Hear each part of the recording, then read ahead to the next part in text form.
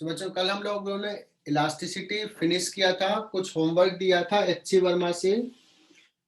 एक सवाल ले रहे हैं एच सी वर्मा का, क्वेश्चन नंबर 12।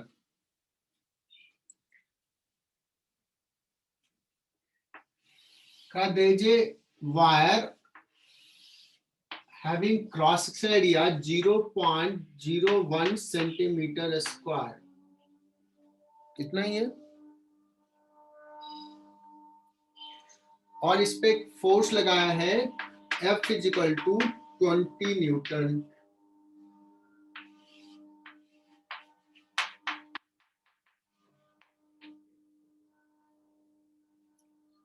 इतना फोर्स लगाया।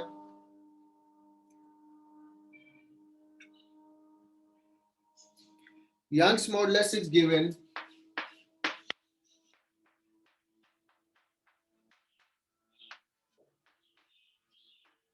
यूनिट भी देखो, न्यूटन पर मीटर स्क्वायर।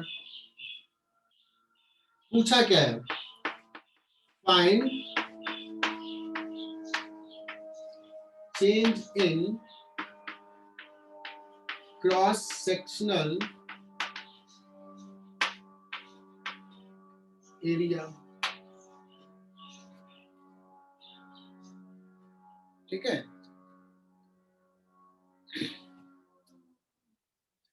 तो मैं इससे पहले निकालना चाहता हूं, बताता हूं कि क्या तुम डेल्टा डी बाई डी पूछा है, delta A by A,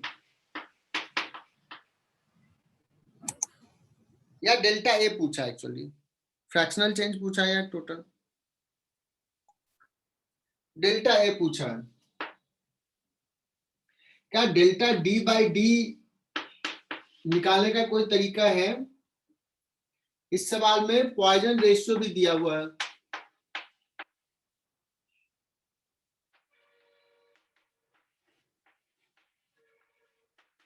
zero 0.32।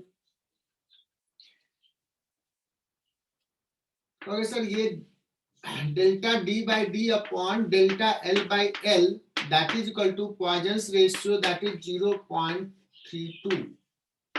So delta D by D 0.32 into delta L by L. यहां तक सारे बच्चों को समझ में आया क्या? प्रिया पाटिल, ये निकालने आता है तो क्या ये सॉरी ये निकालने आता है तो ये निकल जाएगा। तो स्ट्रेन है, लॉन्गिट्यूडनल स्ट्रेन कितना है, stress upon Young's modulus, F is given, Y is given, A is given, तो निकल जाएगा।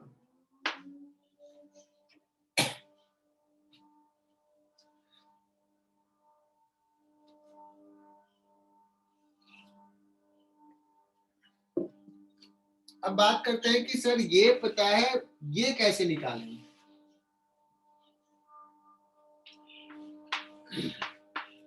A इक्वल टू होता है पाई आर स्क्वायर, या कह सकते हैं पाई डी स्क्वायर बाई 4। इसको ना डिफ्रेंशिएट कर देता हूं, D A equal to pi by 4 D square का 2d इंटू, एक काम करता हूं इसमें कैपिटल डी लिख देता हूं तो ज्यादा अच्छा समझ में आएगा।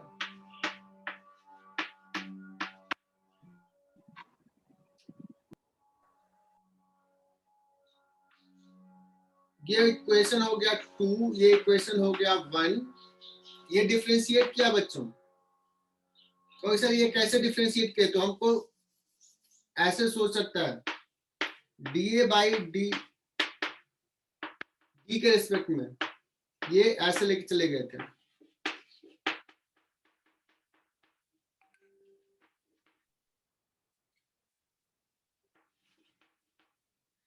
दिस बाई दिस कर लो, D A by A equal to, ये तो कैंसिल हो जाएगा,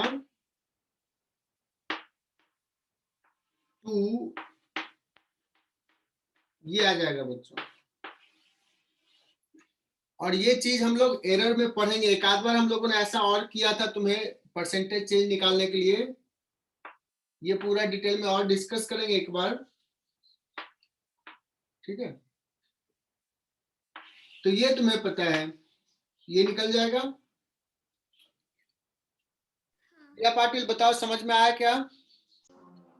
अच्छा, नेक्स्ट सवाल है ऑब्जेक्टिव, HC वर्मा का ऑब्जेक्टिव 1 क्वेश्चन नंबर 6।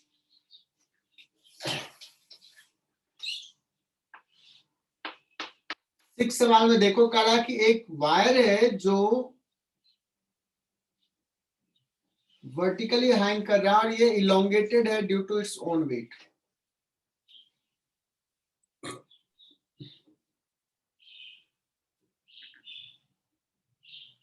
सो टेंशन मैक्सिमम कहां पे है? Top position, lowest position, mid point? Aditi Das, where is the tension maximum?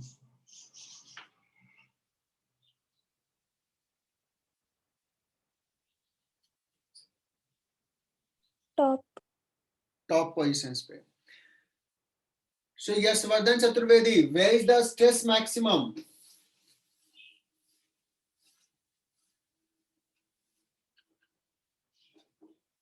जहां पे टेंशन मैक्सिमम वहीं पे stress maximum. Yes sir. So बताना, यहाँ पे एक छोटा सा एलिमेंट लेता हूं 1 और एक टॉप पोजीशंस पे छोटा सा एलिमेंट लिया 2। किस एलिमेंट में ज्यादा इलोंगेशन है? स्ट्रेन कहां ज्यादा है? जहां टेंशन ज्यादा, जहां स्ट्रेस ज्यादा। तो प्रिया पाटिल बताना, यहाँ पे स्ट्रेन मैक्सिमम है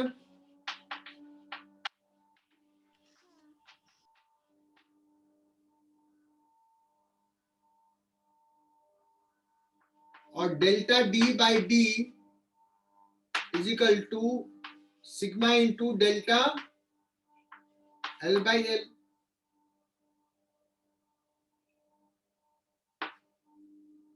पूछ रहा है डायमीटर मिनिमम कहां होगा, ये सवाल पूछा है। जहां इलोंगेशन ज्यादा वहां पे ये ज्यादा कंप्रेस हुआ होगा, ट्रांसवर्स बड़ा हुआ होगा। तो मिनिमम डायमीटर कहां होगा? टॉप मोस्ट पोजिशंस पे। तो diameter of the rod, A option, smallest eight top and gradually increases down the rod, सही है। ए इज करेक्ट ऑप्शन। जितने बच्चों के पास HC वर्मा है देखें वो।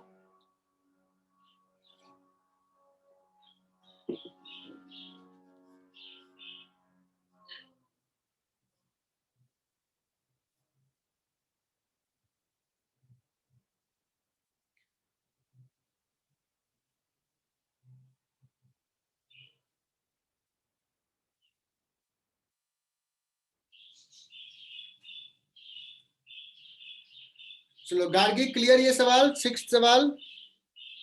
हाँ सर। अरे सर्दी हो गई तुझे?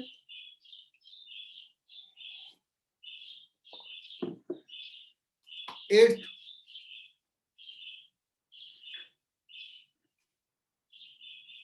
बच्चों 8th सवाल ना बड़ा इंपॉर्टेंट है, ये तुम्हारे नीट में आ सकता है, इसको स्टार मार्क कर लेना, फेवरेट सवाल।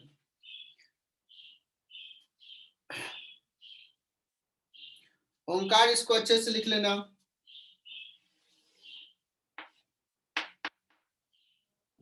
Yes sir.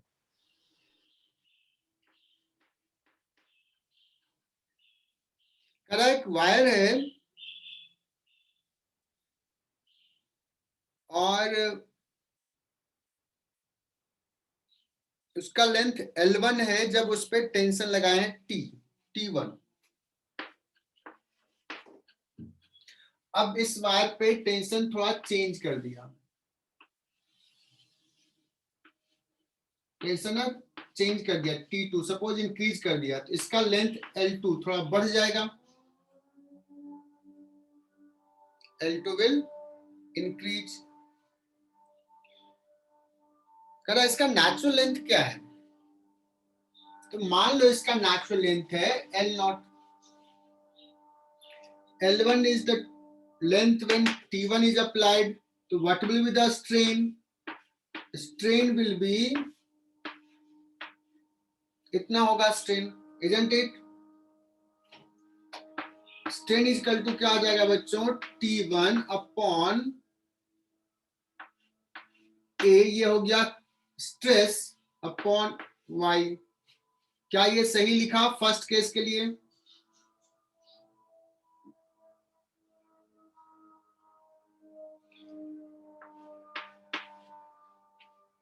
तो बाकी बच्चे सेकेंड केस के लिए लिखें क्या होगा, और मुझे कोई बताना, मैं पूछूंगा किसी से। प्रिया,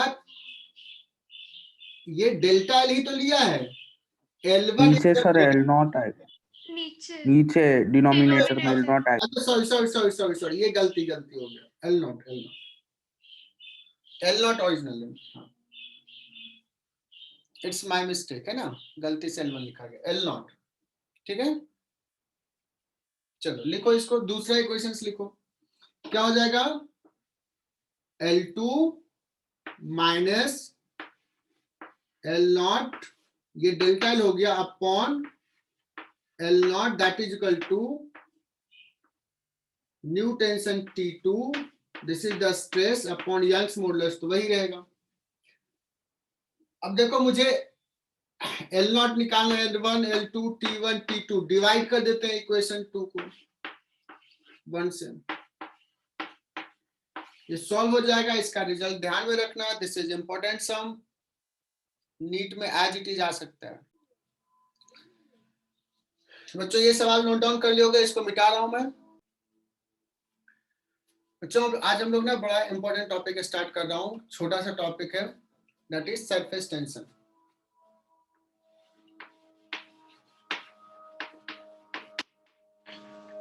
दो लेक्चर्स लगेंगे इसमें,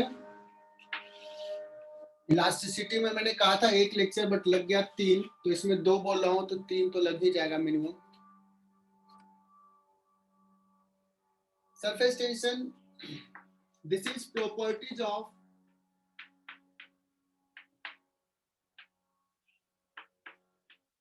free surface of a liquid।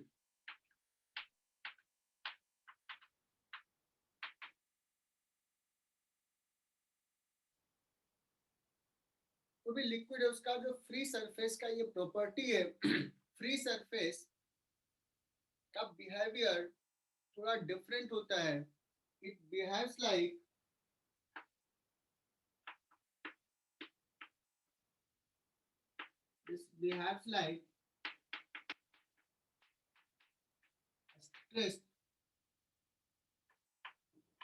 stressed rubber। ये थोड़ा सा विजुलाइज करना थोड़ा मुश्किल होता है। अब ये विजुलाइजेशन इफेक्ट के लिए ही ये स्टेटमेंट लिखा हूं कि अगर कोई फ्री सरफेस है लिक्विड का तो उसका बिहेवियर होता है स्ट्रेच्ड रबर जैसा, जैसे बलून का जो सरफेस है वैसा बिहेवियर होगा। ठीक है, लिखो इसको। बच्चों हमने कहा कि फ्री सरफेस कैसा बिहेव करता है, स्ट्रेच रबर जैसा बिहेव करता है। फ्री सरफेस का टेंडेंसी होता है to minimise its surface area, है ना, it has tendency to minimise its surface area. Balloon का स्ट्रेच लेवल का भी तो यही होता है, उसका स्ट्रेच है, उसको छोड़ोगे तो ये क्या चाहता है, अपने सरफेस को मिनिमाइज करना चाहता है। अब ये क्यों ऐसा बिहेव करता है, why tries to minimise its surface area, ये हम लोग आगे देखेंगे, इसको समझेंगे, बट ऐसा बिहेवियर होता है। अगर ऐसा बिहेवियर है स्ट्रेच रबर का बच्चों, तो let's consider a surface of liquid and draw an imaginary line. एक इमेजिनरी लाइन ड्रॉ करो, जैसे इमेजिन करो कि बलून है, बलून का सरफेस स्ट्रेच है और उस पे एक इमेजिनरी लाइन कंसीडर करो और सोचो कि उस इमेजिनरी लाइन पर हमने ब्लेड से ऐसे कट किया, बहुत हल्का सा ब्लेड लगाया, तुम देखोगे बहुत इजीली ये सेपरेट होगा बलून का सरफेस। लेकिन अगर बलून में हवा नहीं भरा हो, लूज रखा हुआ तो उसको अगर कट करना ब्लेड से तो इतना इजीली कट नहीं होता है, लेकिन अगर स्ट्रेच किया हुआ है बहुत इजीली कट होता है। क्या ये स्टेटमेंट समझ में आया? Yes, sir. स्ट्रेच्ड है तो बहुत इजीली कट होता है। तो बच्चों अगर हम एक इमेजिनरी लाइन ऐसे लिया तो इधर का मॉलिक्यूल्स, ये वाले मॉलिक्यूल्स इधर वाले मॉलिक्यूल्स पे इधर फोर्स लगा रहा होगा, पुल कर रहा होगा, ऐसा बिहेवियर होता है। इधर वाला मॉलिक्यूल्स इस पे ऐसा फोर्स लगा रहा है, और मैं पूछूंगा इधर वाले मॉलिक्यूल्स भी इस लाइन पे, इधर जो मॉलिक्यूल्स है इस पे इधर फोर्स लगा रहा है। दोनों साइड का, आइदर साइड का liquid molecules applies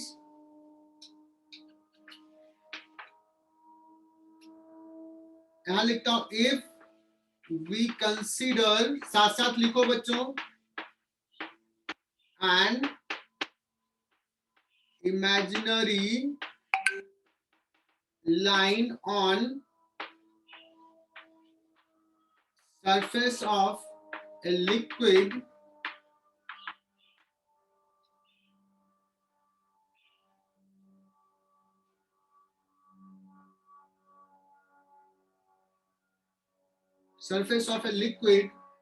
then molecules of either side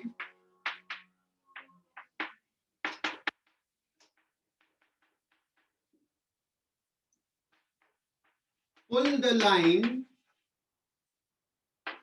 by force which is, कैसा होता है, लाइन के पैरेलल या लाइन के perpendicular? Perpendicular. Perpendicular to Perpendicular. Line, बहुत बढ़िया, and parallel to the surface या टेंजेंशियल टू द सरफेस, ऐसे लिख सकते हैं, एंड टेंजेंशियल, दिख रहा है नीचे का, टेंजेंशियल टू द सरफेस। ये जो फोर्स लग रहा है इसी को बोलते हैं सरफेस टेंशन। देखो नाम से ही बच्चों पता है, क्लियर है, एक सरफेस होगा, लिक्विड का फ्री सरफेस है और उसमें टेंशन होगा।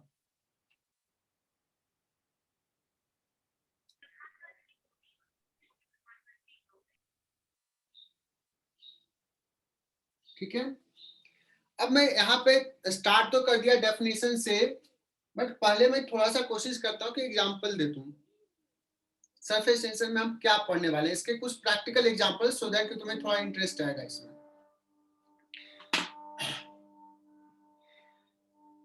बच्चों कुछ एग्जांपल्स देता हूं, जैसे अगर हमारे बाल गीले नहीं है, सूखे हैं, तो सारे हेयर जो है फ्रीली मूव कर सकते हैं, फ्री रहता है। लेकिन अगर गीला कर दिया, वेट हेयर, वो सब क्या होते हैं, चिपके हुए होते हैं। अपना सर अगर बकेट में डालो या पानी में पूरा स्विमिंग पूल में चले जाओ तो तुम्हारे बाल बहुत फ्रीली लहराते हैं, लेकिन बाहर निकलते हो तो वो सब क्या हो जाते हैं, चिपक जाते हैं, अलग अलग नहीं रहते हैं। तो why they stick together? Shaving brush को अंदर रखो पानी के अंदर, बहुत उसके ब्रिसल्स बहुत फ्रीली मूव करते हैं, बाहर निकालो सब चिपक जाते हैं। अगर एक एग्जांपल ये बता, दूसरा एग्जांपल सरफेस टेंशन का लेता हूं। अगर हम लिक्विड को ऐसे छोड़ते हैं फ्रीली, तो लिक्विड जो है हमेशा वो लिक्विड ड्रॉप स्फेरिकल शेप क्यों लेता है? यहाँ पे तो थोड़ा डेविएशन होता है, बट अगर वैक्यूम में लेके चले जाए और लिक्विड को छोड़ दिया तो सारे लिक्विड स्फेरिकल शेप लेता है। So why it takes spherical shape? इसका भी रीजन सरफेस टेंशन। अगर एक वेट निडल रखो, वेट नहीं, ड्राई निडल, बहुत जेंटली अगर तुम पानी पे रख सकते हो तो वो ना फ्लोट करेगा। खासकर उसको थोड़ा सा वैक्स लगा दो, और ना पहले एक पेज पेज ले लो और पेपर पानी पर रख दो, उसके पहले उसके ऊपर रख दो निडल। तुम देखोगे क्या, वो जो पेपर है ना वो पानी एब्जॉर्ब करके वो नीचे चला जाएगा और निडल विल फ्लोट। जो फ्लूइड पढ़ा है वो सोचेगा सर फ्लोटिंग के केस के लिए क्या होता है कंडीशंस, डेंसिटी ऑफ वाटर ज्यादा होना चाहिए मटेरियल से, बट यहाँ तो निडल का डेंसिटी ज्यादा है, ये फ्लोट कैसे कर रहा है? तो बॉयंसी फोर्स उसको फ्लोट नहीं करा रहा है, सरफेस टेंशन का कॉन्सेप्ट है जो उसको फ्लोट कराएगा। और तुम लोग तो बायो पढ़ने वाले, बायो वाले बच्चे हो, उसका भी बहुत इंपॉर्टेंट एग्जांपल बताता हूं। अगर एक कैपिलरी, कैपिलरी का मतलब होता है a tube having a small inner radius। अगर इसको हम वाटर में या किसी लिक्विड में पुट किए तो लिक्विड विल राइज और लिक्विड ना ऐसे चला जाएगा, ये फिनोमेना होता है। Liquid rise in the capillary, क्यों राइज करता है उसका रीजन सरफेस टेंशन है। We will explain. हमें इस चैप्टर में इस बहुत सारे पॉइंट्स पढ़ने हैं, कितना राइज होगा है ना, किस किस फैक्टर पर डिपेंड करता है।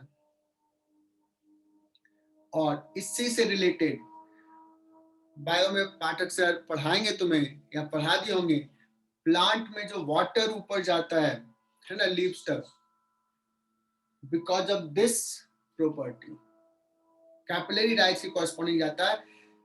सो रूट से लीव तक वाटर कैसे ऊपर जाएगा, ग्रेविटी का फोर्स नीचे लग रहा है तो ऊपर नहीं जाना चाहिए, वाइट गोज अप। पढ़ाए क्या सर ने, किसी को आइडिया है? Yes, sir. है ना, अगर ये नहीं होता, ये फंडा नहीं होता तो फिर कैसे प्लांट ग्रो करता, कैसे वो लीव्स तक पानी ले जाता और फिर कैसे वो सारा चीज प्रोसेस ही नहीं हो पाता है ना। तो सोचो कि कितना इंपॉर्टेंट चीज है, बायो वालों को तो बड़ा ज्यादा समझ में आना चाहिए कि हाँ यार ये तो गजब का चीज है। इसी कारण ये नहीं होता तो कैसे होता। चलो बच्चों, तो ये हमने कुछ एग्जांपल्स बताए, और भी एग्जांपल्स लेंगे तो थोड़ा इंटरेस्ट जगा होगा कि हाँ ये सारी चीज का एक्सप्लेनेशन इस चैप्टर में हम लोग पढ़ेंगे। MA batch clear?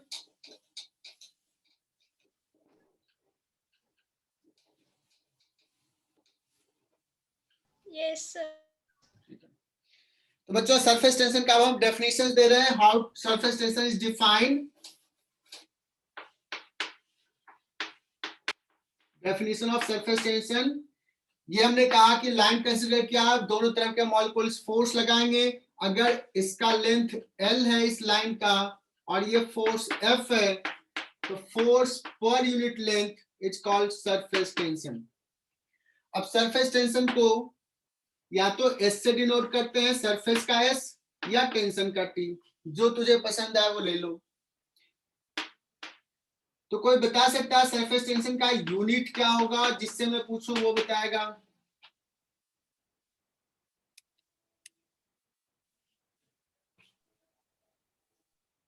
धनंजय बताना है यूनिट क्या होगा सरफेस टेंशन का? ऐसा यूनिट धनंजय कनेक्टेड हो? Prisha?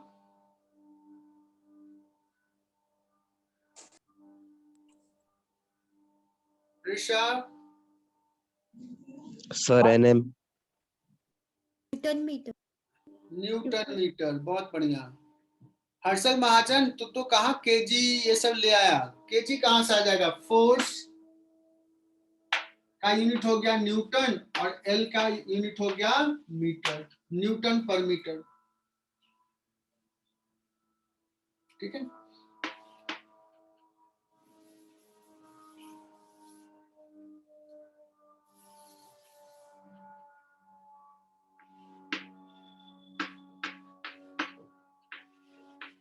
if surface tension of water is 0.075 Newton per meter, then find force on an imaginary line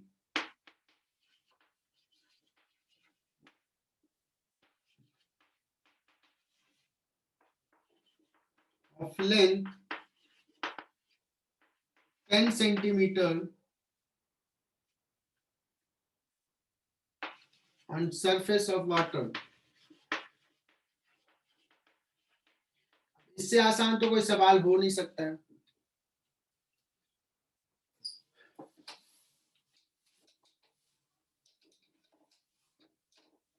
एक 10 सेंटीमीटर का लाइन कंसीडर किया तो उस पर कितना फोर्स लगेगा सरफेस टेंशन का. हालांकि दोनों तरफ से पुल कर रहा है तो हम एक तरफ का फोर्स पूछ रहे हैं. ओके सर, बहुत ही सिंपल सा सरफेस टेंशन दे दिया है कितना 0.075 newton per metre. So F equal to क्या हो जाएगा बच्चों, S into L. 0.075 newton per metre into L. L 10 centimetre है बच्चों. इसको क्या लिखेंगे 0.1 मीटर. ये मीटर मीटर जाएगा, क्या हो जाएगा 0.07. एक और जीरो आ गया. इसको ऐसे भी लिख सकते हैं 1 2 3 7.5 millinewton. Can we write this?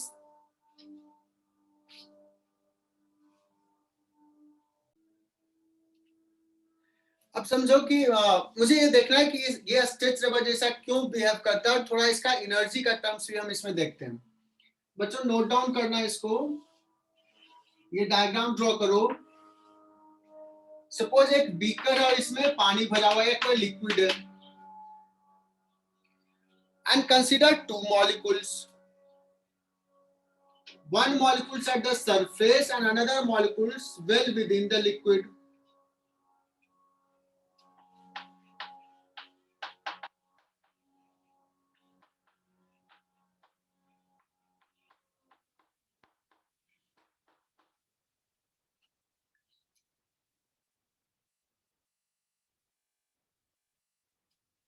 ये जो सरफेस के मॉलिक्यूल्स है, इस पे इसके इधर सेम टाइप का मॉलिक्यूल्स है और इधर फ्री सरफेस, इधर मॉलिक्यूल्स नहीं, एयर है, डेंसिटी बहुत कम है एयर का.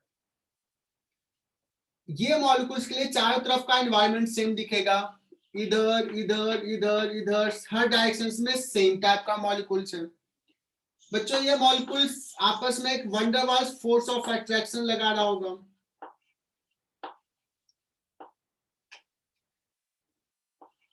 सो इस पर्टिकुलर मॉलिक्यूल पे हर डायरेक्शन से सेम फोर्स ऑफ अट्रैक्शन लग रहा है, तो what will be the F net? Identical लग रहा है. नेट वंडरवाल्स फोर्स ऑफ अट्रैक्शन कितना हो जाएगा 0. बट इमेजिन करो यहाँ का जो मॉलिक्यूल्स है, इधर में इधर इसके दोस्त हैं और इधर नहीं है. क्या करेगा ये वंडरवाल्स फोर्स ऑफ अट्रैक्शन यहाँ लगाएगा इधर. बिकॉज ऑफ दिस यहाँ का मॉलिक्यूल्स जो है वो एक net downward attraction force experience करेगा. करेगा क्या? तो क्या ये लग रहा है कि ये लिक्विड मॉलिक्यूल्स और ये लिक्विड मॉलिक्यूल्स के बिहेवियर में कुछ डिफरेंस रहेगा? ये सारे मॉलिक्यूल्स पे एक नेट वंडरवाल्स फोर्स ऑफ अट्रैक्शन लग रहा है. कहोगे सर ये नीचे आ जाना चाहिए, इसको नीचे जगह ही नहीं है, ये तो फिल है, पूरा मॉलिक्यूल्स भरा हुआ. इसका टेंडेंसी है आने का बट जगह नहीं है. ये चाह रहा है नीचे आना, इसीलिए जब ऐसा टेंडेंसी होता है तो कहते हैं कि ये ना स्ट्रेच रबर जैसा बिहेवियर होगा इसका. ये सब लोग चाह रहा है कि अंदर आ, बट अंदर जगह नहीं. बट होता है क्या, इनफैक्ट अगर प्रैक्टिकली देखा जाए तो अगर ये कोई मॉलिक्यूल्स यहाँ पे है, ये हो सकता है चूंकि वंडरवाल्स फोर्स ऑफ अट्रैक्शन लग रहा है तो ये नीचे आ गया. बट मैं कह रहा हूं यहाँ पे स्पेस नहीं, तो यहाँ का कोई मॉलिक्यूल सीधा चला जाएगा. इमेजिन करो जो well with in the bulk है,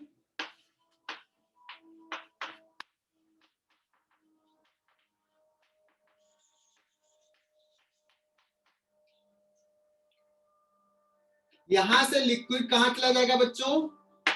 सरफेस पे. लेकिन जब सरफेस पे ये जा रहा था तो इस पे एक अट्रैक्टिव फोर्स लग रहा था. इस अट्रैक्टिव फोर्स के अगेंस्ट ऊपर गया है.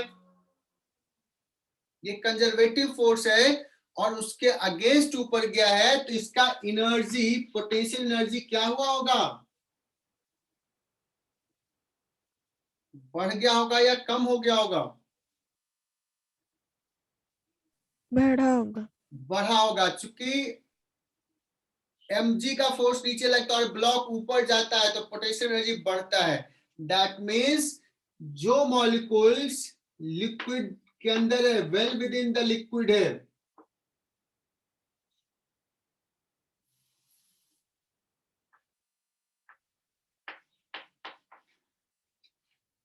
उससे ज्यादा एनर्जी होगा मॉलिक्यूल्स का जो सरफेस पे है। क्या मैं ये समझा पाया? तो स्टेटमेंट लिखना, molecules at surface will have more energy to that of molecule well within the liquid. क्या ये स्टेटमेंट सबको क्लियर बच्चों? जितना ज्यादा नंबर ऑफ मॉलिक्यूल्स होंगे सरफेस पे, जितना ज्यादा सरफेस होगा उसका एनर्जी उतना ज्यादा होगा। एंड यू नो कि कोई भी सिस्टम अपने मिनिमम एनर्जी लेवल में रहना चाहता है या मैक्सिमम एनर्जी लेवल में? मिनिमम। मिनिमम। बहुत बढ़िया। कोई भी सिस्टम चाहता है कि हम मिनिमम एनर्जी लेवल में रहें, है ना? तो लिखो, as any system tries to be in minimum energy level, as any system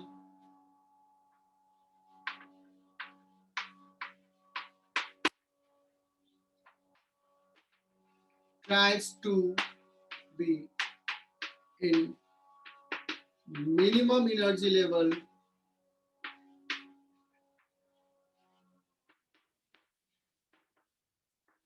so liquid system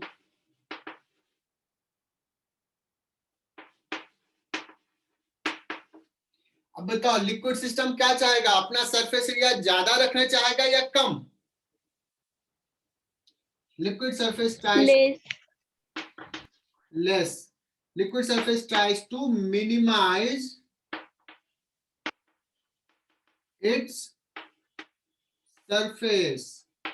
उसका टेंडेंसी होगा अपने सरफेस को कम से कम करें, और ये कम से कम करने के चक्कर में ही वो चाहता है कम सरफेस एरिया हो। तो सरफेस कैसा होता है?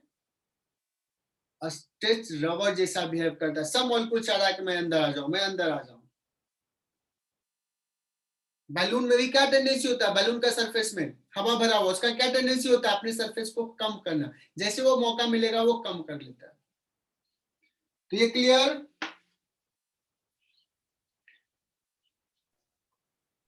This is the reason every system tries to minimize energy. That's why any liquid system tries to minimize its surface area, surface area. This is the reason कि जब वेट हेयर हम लोग की बात करते हैं, वेट हेयर की, तो वो चिपका रहता है। क्योंकि अगर तुम्हारा पानी के अंदर है, ये मान लो सेविंग ब्रश ले लिया, इसके ब्रिसल्स हैं ऐसे, फ्रीली लहराते रहते हैं ऐसे, इसमें कोई सरफेस नहीं है, well with in the liquid है, कोई सरफेस नहीं बन रहा बच्चों, लेकिन इसको बाहर ले आए, ये जो ब्रिसल्स है सब चिपक जाते हैं। अगर ये अभी अलग अलग होता बाहर अगर ब्रिसल्स अलग अलग होते तो इस पे वाटर का लेयर होता, ऐसा वाटर का ऐसा लेयर होता। बताओ कि ये सरफेस एरिया, ये सरफेस एरिया, ये सरफेस एरिया, कितना ज्यादा सरफेस एरिया होता, बहुत ज्यादा एनर्जी होता। इसलिए वो क्या करते हैं, चिपक जाते हैं और एक साथ वाटर का ऐसा लेयर रहता है, कम कर लेता अपने सरफेस एरिया। समझ में आ गई बात? वेट हेयर क्यों चिपके रहते हैं? Because of Yes, sir. surface tension to decrease its surface energy.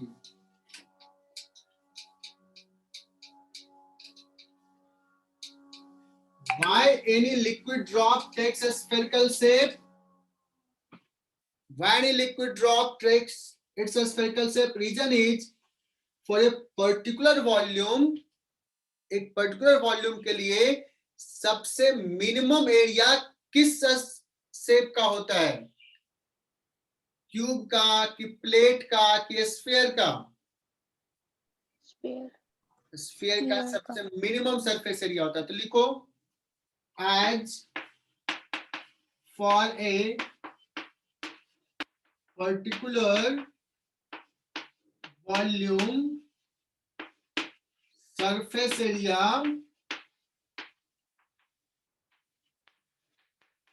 will be minimum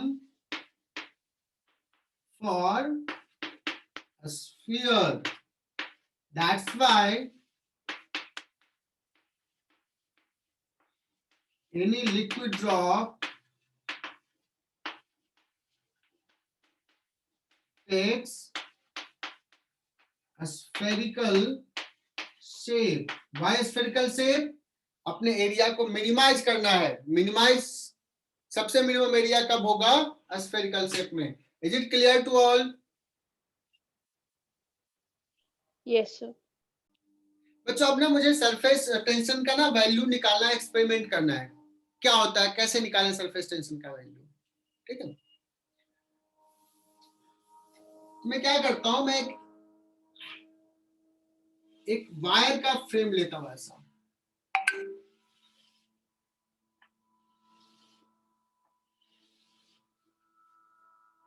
एक वायर का फ्रेम लिया, ये फिक्स्ड है वायर, और एक ये जो लेंथ है एल लेंथ का, ये मूव कर सकता है फ्रीली इस वायर फ्रेम पे।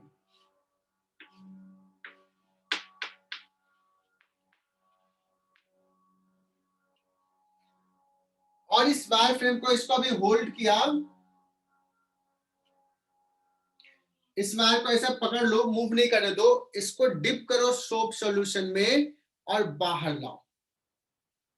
तुम लोग ऐसा बचपन में किए होगे बच्चों। इसमें ना एक सोप का फिल्म बन जाएगा, थिन फिल्म। ऐसा कभी किया है? ऐसे वायर फ्रेम लिया, पानी में डुबाया, यस सर। है ना?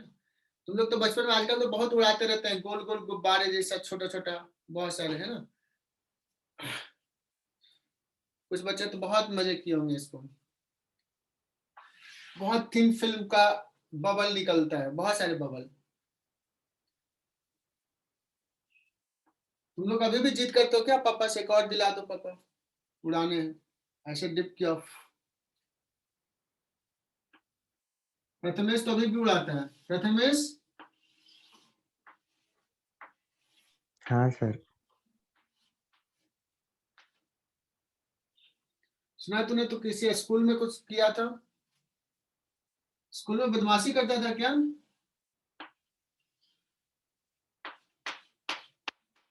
किसने बोला? ऐसे ही गेस कर रहा हूं। चलो बच्चों, क्या करते हैं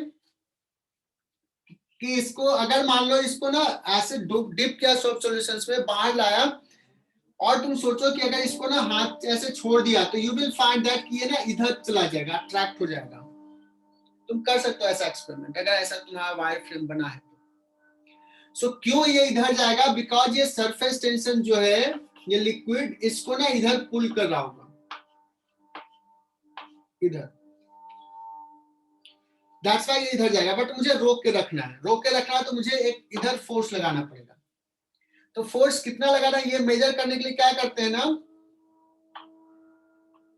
एक ऐसे वायर लिया और ये थोड़ा सा मास हैंग कर दिया। अब मुझे पता है एम मास हैंग किया, इस पे फोर्स लग रहा है mg। इसका m कितना रखूं कि ये रेस्ट में रहे, है ना, इक्विलिब्रियम में रहे। इस मास को चेंज करके इक्विलिब्रियम ले आया, ये मास मेजर कर लिया, तो ये टेंशन जो हो जाएगा mg के बराबर हो जाएगा, ये टेंशन।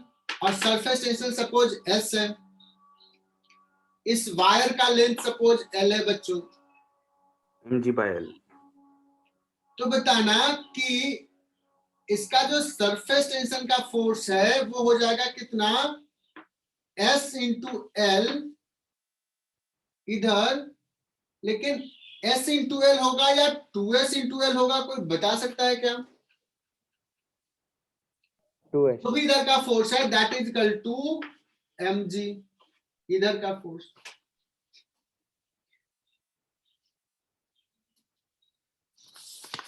अगर मैं कहूं कि एक सरफेस फिल्म है, ये फिल्म है, थिन फिल्म, तो बच्चों एक सरफेस ये है और एक सरफेस ये भी तो है। तो अगर ये वायर है ना, तो यहां से भी फोर्स लग रहा है, ऊपर से भी और नीचे से भी। Are you getting my point? Exactly दो सरफेस है बिकॉज थिन फिल्म है, इसको भी समझना। जैसे सोचो कि ये वायर है, वायर ऐसा है बच्चों, ऐसे 2D में दिखा रहा हूं, सॉरी क्रॉस सेक्शनल व्यू दिखा रहा हूं, और ये थिन लेयर है, ये लिक्विड है। तो सरफेस देखो, एक सरफेस यहाँ पे और एक सरफेस यहाँ पे है, तो यहाँ पे भी S इंटू एल लग रहा है और यहाँ भी S इंटू एल लग रहा है। तो सारे बच्चों को क्लियर हुआ क्या, ये 2S इंटू एल होगा, Yes, sir. 2S into L Yes, sir. That is equal to mg। तो अगर m तुम्हें एक्सपेरिमेंट से निकाल लिया तो S आ जाएगा बच्चों mg/2l सरफेस टेंशन।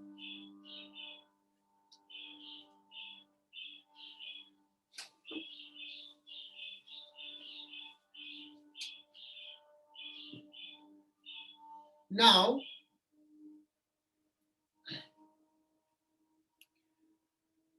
अब एक दूसरा, यहां तक समझ में आ गया? मिटा रहा हूं इसको।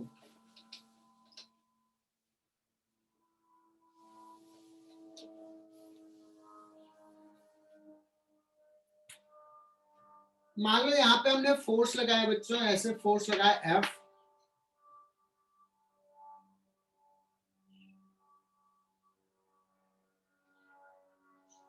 और F इतना लगा रहा है कि स्लोली इसको पुल कर रहा है। वायर इज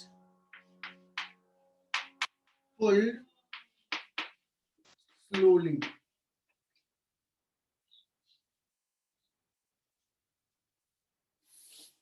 तो F का वैल्यू कितना रखना पड़ेगा मुझे, जितना सरफेस टेंशन का फोर्स लगा उससे slightly greater, very slightly greater, slowly pull किया, इतना ही लगाएंगे। मान लो हमने इसको ना x डिस्टेंस पुल किया, तो what is work done by external force, ये एक्सटर्नल फोर्स कितना वर्क किया होगा, everyone knows, force into displacement, इतना वर्क हमने किया। ये जो हमने वर्क किया है वो कहां गया, वो एनर्जी कहां गया? एक्चुअली देखो, अगर हमने इसको ऐसे पुल किया बच्चों, तो पहले सरफेस इतना था, अब सरफेस इतना हो जाएगा, मतलब इतना सरफेस बढ़ जाएगा। इतना सरफेस बढ़ गया मतलब more number of molecules come to the surface, that means इसका सरफेस एनर्जी बढ़ गया। तो एनर्जी आया कहां से? एक्सटर्नल एजेंट ने वर्क किया। क्लियर? अब बताना, जो पहले एनर्जी इतने एरिया में था अब भी उतना ही रहेगा, बिकॉज उतना एरिया एज इट इज, इतना एरिया बढ़ गया। It's energy will increase, work done by external force will go to increase its surface energy.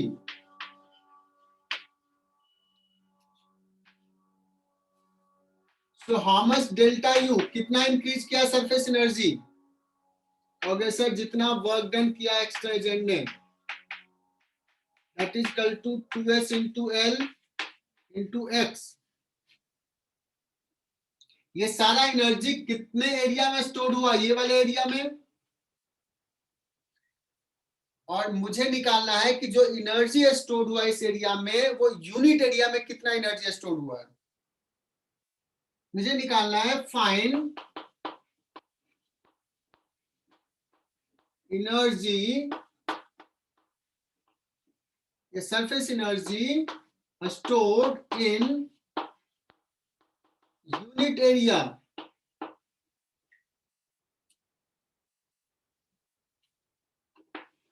तो सर टोटल एनर्जी इतना था और ये सारा एनर्जी इतने सरफेस एरिया में गया है। कितने सरफेस एरिया में?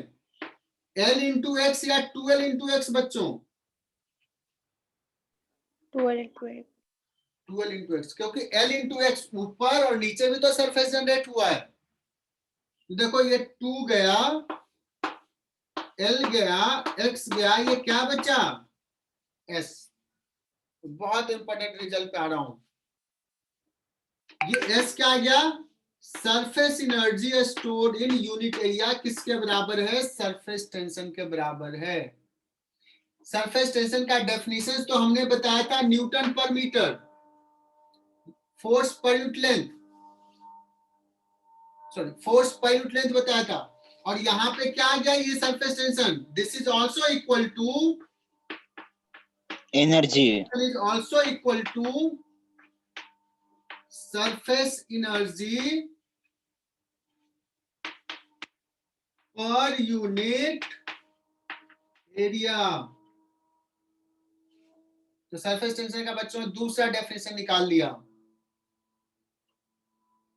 अगर मैं इस डेफिनेशन के अकॉर्डिंगली पूछूं यूनिट क्या होगा?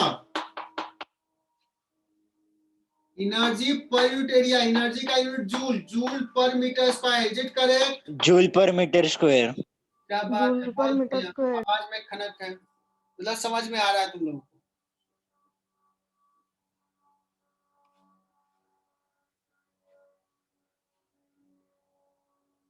रिया समझ में आ रही चीजें?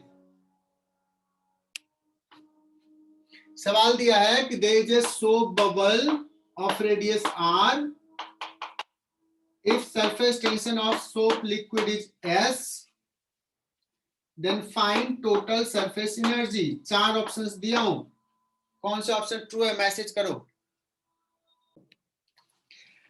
बच्चों सरफेस एनर्जी निकालना है इसमें, तो सरफेस एनर्जी क्या हो जाएगा?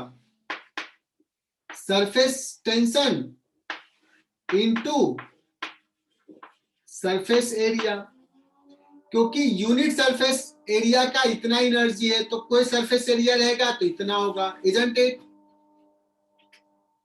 अब बात आती है कि इसमें सरफेस टेंशन एस है, बताओ टोटल एनर्जी कितना है? Total energy S into surface area. कितना होता है surface area? 4 pi R square. लेकिन ये तो आउटर एरिया है, इसका तो एक और एरिया होगा, सोप बबल बता रहे हैं, देखो डायग्राम भी ड्रॉ करके बता दिया था। यहाँ पे एयर, यहाँ भी एयर, लिक्विड ये था। तो outer area 4 pi R square, inner area भी 4 पाई आर स्क्वायर ही, बिकॉज बहुत थिन होता है। तो हो जाएगा बच्चों इसका 2, so answer will be 8 pi R square into S.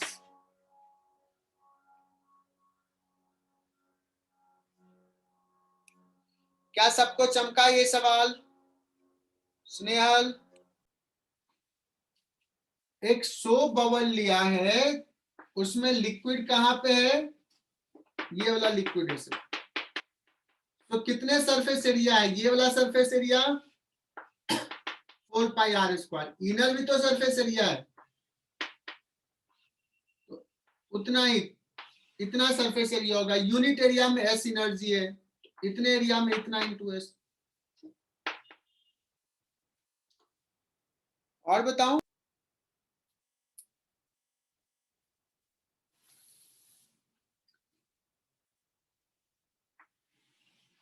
अगर पूछता कि एक लिक्विड ड्रॉप होता,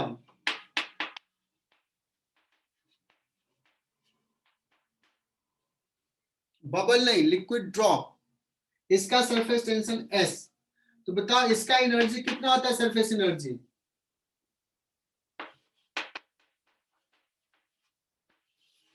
इज इट क्लियर? तो ड्रॉप और बबल का डिफरेंस समझ में आया क्या? Yes, sir. अगर कोई कहता बच्चों कि वाटर में एक एयर बबल है, वाटर में एक एयर बबल है,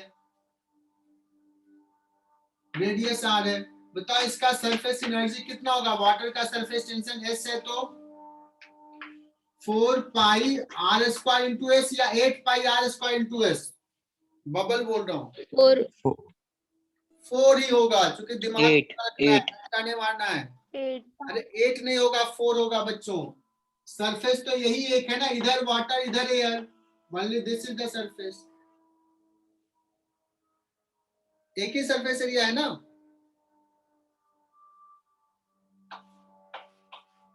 धोखा क्यों खा जाते हो?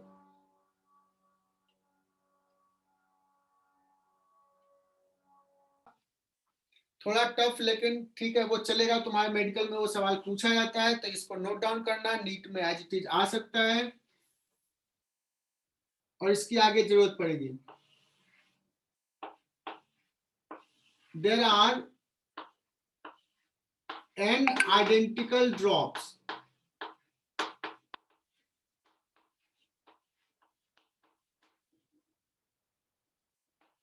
बहुत सारे ऐसे identical, merge into a big drop.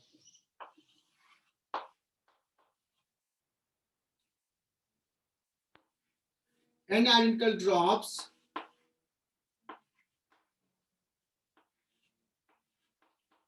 coalesce into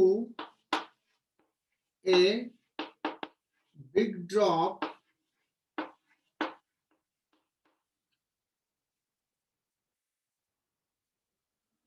then पहला question, find radius of the big drop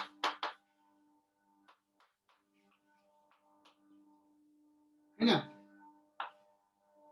n identical drops each of radius r coalesce into a big drop. पहला question, find radius of the big drop.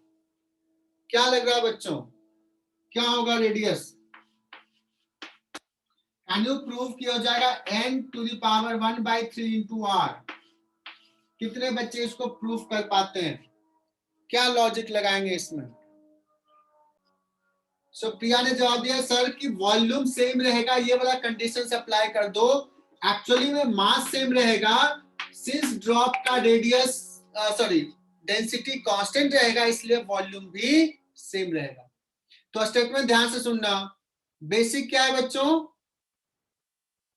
Mass same रहेगा तो volume भी same रह जाएगा, because density same है। तो n drop से बच्चों, एक का वॉल्यूम है 4 pi by 3 small r cube, n drop का वॉल्यूम इतना। बिगर ड्रॉप एक बनाया 4/3 कैपिटल R क्यूब, और एक लाइन में सॉल्व हो गया capital R equal to R into n to the power 1/3। ये ना बड़ा इंपॉर्टेंट रिजल्ट है, इसको याद कर लो। सृष्टि बताना, ये तुझे आता था निकालने? सृष्टि पता है मेडिकल मैंने देखा कैसे, कहेगा 8 ड्रॉप मिक्स हुआ है, मैंने तो ये पढ़ा दिया, नीट में आ जाएगा 8 ड्रॉप मिक्स हुआ है। What will be capital R? 2r 8 to the power 1/3 मतलब 2 टू द पावर क्यूब होता है 8, है ना? तो सबको समझ में आ गया 2r। कहेगा 27 ड्रॉप मिक्स हुआ बच्चों, जल्दी से बताओ कैलकुलेशंस क्या? क्या बात है, तुम लोग तो ब्रिलियंट हो यार, दिल जीत लिया। 4r 4 ड्रॉप 4r 4r और एक और बता दो, और क्या हो सकता है? 125 125 ड्रॉप मिक्स हुआ तो R is Five equal to 5 5 R। कोई भी पूछ दे अब तुम आराम से बता दोगे आंसर, है ना? चलो बच्चों, अब क्या दिया कि सपोज n ड्रॉप्स मिक्स होकर के एक ड्रॉप बना लिया तो सरफेस एरिया कुछ घटा होगा। निकालना है कि find decrease in surface energy. कहीं दिया कि डिक्रीज हुआ मतलब फाइनल कम है और इनिशियल ज्यादा है, तो कितना सरफेस एनर्जी डिक्रीज किया? तुम कहोगे sir initial surface area suppose A1 है, फाइनल सपोज A2 है, तो A1 A2 हो गया डिक्रीज इन सरफेस एरिया, और S is the surface energy per unit area, इतना हो जाएगा decrease in surface energy.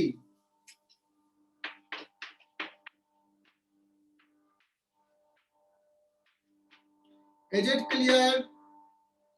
A1 क्या हो जाएगा बच्चों?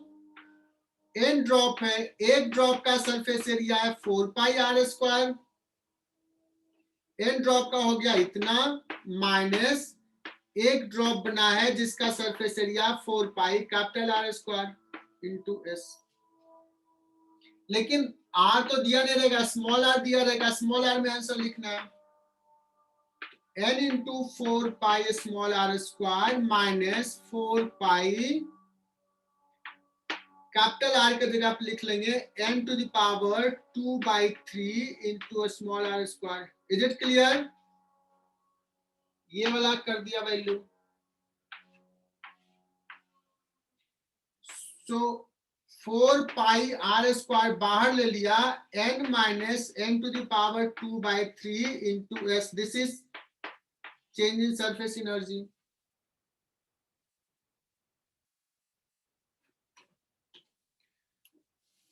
यहां तक में किसी को थोड़ा सा भी दिक्कत तो बता दो मुझे।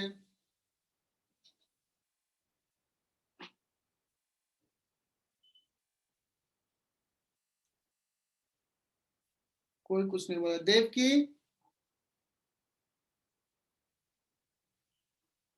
Ayush Yadav, yes sir. यहां तक क्लियर? इतना चेंज इन सरफेस एनर्जी होगा। हाँ सर। ठीक है, इसी सवाल में सी पार्ट लिखो जो थोड़ा टफ है, जेई लेवल का है। अब ये जो एनर्जी कम हुआ, सरफेस एनर्जी कम हुआ, मतलब ये इतना एनर्जी रिलीज करेगा, है ना? कम हो गया उसके पास, पहले ज्यादा था अब दे दिया। अब सोचो कि ये एनर्जी जो डिक्रीज हुआ, it goes to increase it temperature. Release ने सराउंडिंग को नहीं दिया, वो खुद ही रख लिया।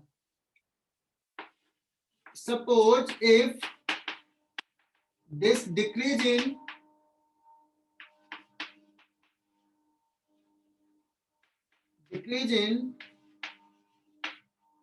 surface energy goes to increase its temperature.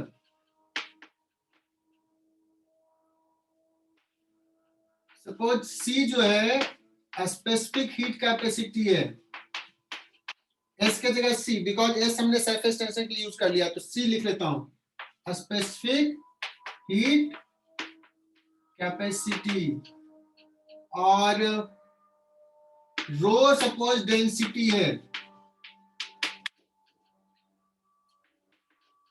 Then find delta theta. Delta theta क्या होगा, कितना से टेम्परेचर उसका बढ़ेगा। ये सवाल पूछ दिया। ये बच्चों जेई लेवल का है, बट तुम लोग ब्रिलियंट हो। क्योंकि सर मुझे तो पता है delta Q is equal to होता है एम सी डेल्टा थीटा। समझ में आ रहा है ये चीज?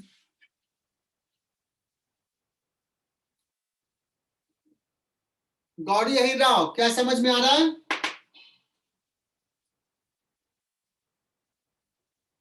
गौरी यही राव, देखो नहीं होगी यहाँ पे।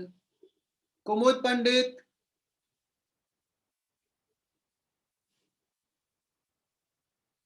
रुद्राक्ष, ये फॉर्मूला कहाँ कब पढ़ा था? Newton law thermodynamics. में। थर्मोडायनामिक्स। थर्मोडायनामिक्स, स्पेसिफिक हीट हाँ specific heat capacity. Specific heat capacity. कुछ बच्चे होंगे जो बोलेंगे सर न्यूटन लॉ में पढ़ा था, कोई तो कहेगा काइनेमेटिक्स में पढ़ा था।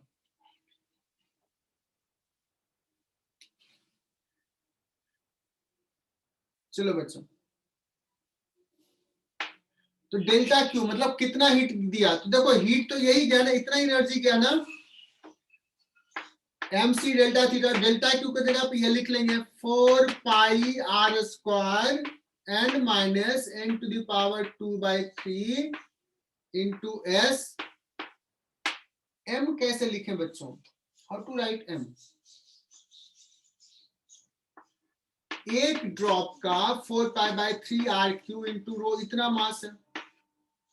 हमारे पास n ड्रॉप्स है, इतना मास हो गया, लिख लिया m। ये हो गया c और ये हो गया डेल्टा थीटा। तो डेल्टा थीटा कितना आ गया? ये 4 जाएगा, एक आर बचेगा, आर स्क्वायर गया, यहां आ जाएगा बच्चों n minus N to the power 2/3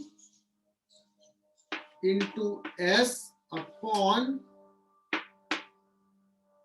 N rho C into R, और ये 3 ऊपर चला जाएगा। देखो कितना प्यारा सा सुंदर सा रिजल्ट है।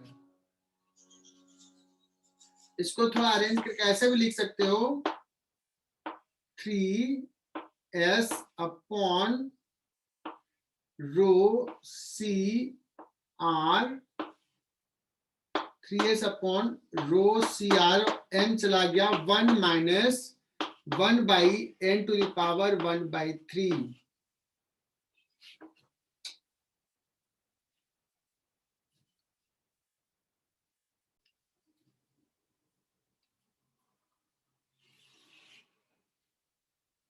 आगे बढ़ते हैं बच्चों।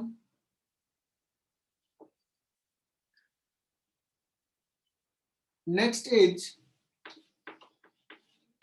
थ्योरी, आगे बढ़ाता हूं। Excess pressure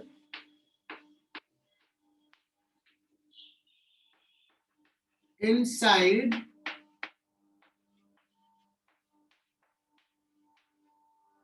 spherical drop। Excess pressure inside spherical drop. 10 minute चलेगा ना? 10 मिनट एक्स्ट्रा पढ़ाऊं? सर सेंटर जाना। सेंटर जाना है?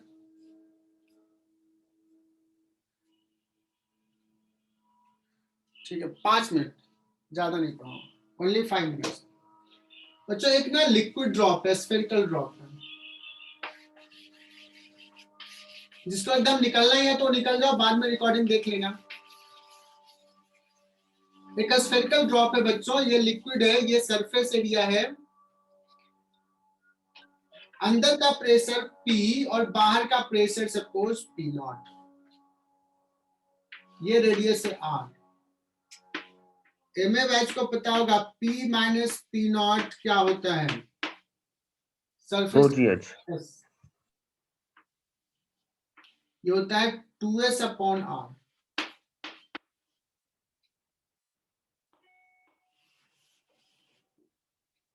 We have to prove. बाकी बच्चे तो याद ही कर ले इसको, मेडिकल में बहुत जरूरी नहीं होता प्रूफ करना, बट फिर भी मैं प्रूफ करा देता हूं। क्या करो बच्चों, इसको ना इमेजिनरी कट करो, हाफ पार्ट को कंसीडर करो, हाफ पार्ट को कंसीडर, ओनली हाफ पार्ट। सोचो ये हमारा सिस्टम हो गया,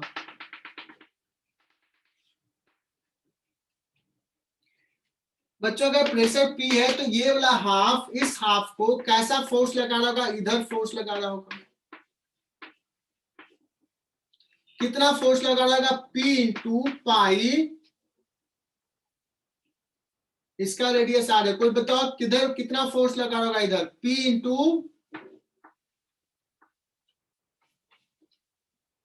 पाई आर स्क्वायर। ये बाहर जो एटमॉस्फेरिक प्रेशर है उसके कारण इस पे इधर फोर्स होगा बच्चों, सरफेस के नॉर्मल चारों तरफ से। क्या तुम लोग ये गेस कर पा सकते हो कि सर यहाँ पे फोर्स इधर लग रहा है, इसका दो कंपोनेंट, एक इधर एक इधर। अगर वैसा ही एलिमेंट यहाँ ले, इसका फोर्स इधर, इसका दो कंपोनेंट ये और ये, तो बताओ एक्स एक्सिस वाला ऐड हो जाएगा और वाई एक्सिस वाला कैंसिल हो जाएगा कि नहीं।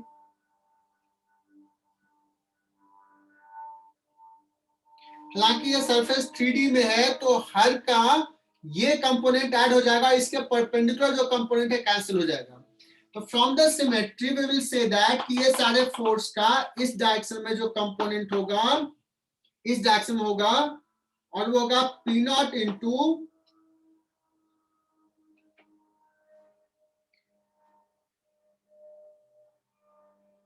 ये सरफेस एरिया बच्चों 2 पाई आर स्क्वायर। तो ये तो कहेंगे कि 2 पाई आर स्क्वायर इससे तो कम होगा, होगा कि नहीं, बिकॉज इसका यही कंपोनेंट सिर्फ ले रहे हैं, इतना तो नहीं होगा। बात समझ में आई।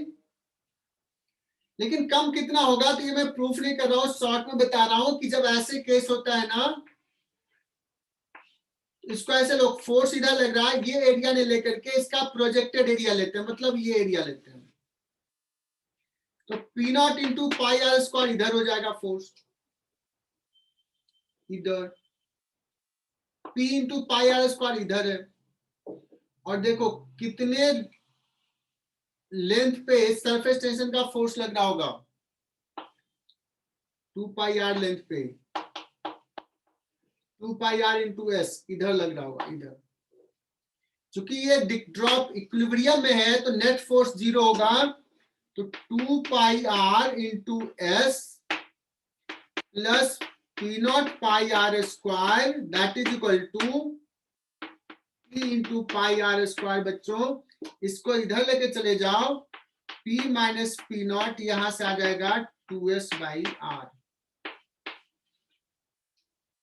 और ये क्यों अंदर का प्रेशर बाहर के प्रेशर से ज्यादा क्यों है, because of this surface tension, इसलिए ये एक्सेस प्रेशर बोलते हैं, अंदर में थोड़ा प्रेशर ज्यादा है। तो इसके बाद ये लिख लेना, अंदर का मतलब ये जो सरफेस है इसको बोलते हैं concave side. Concave side will have greater pressure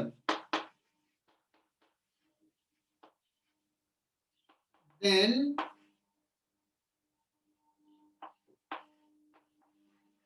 convex side। कितना अमाउंट से, 2s by are.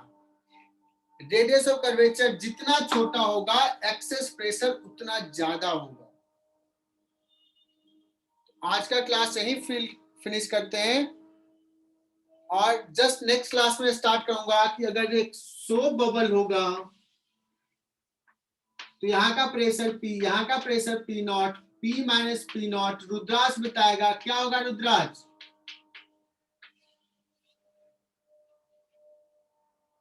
फोरेस by are क्यों होता है ये तुम लोग खुद से प्रूव करने की कोशिश करना है, अच्छी बार वहां से देखना।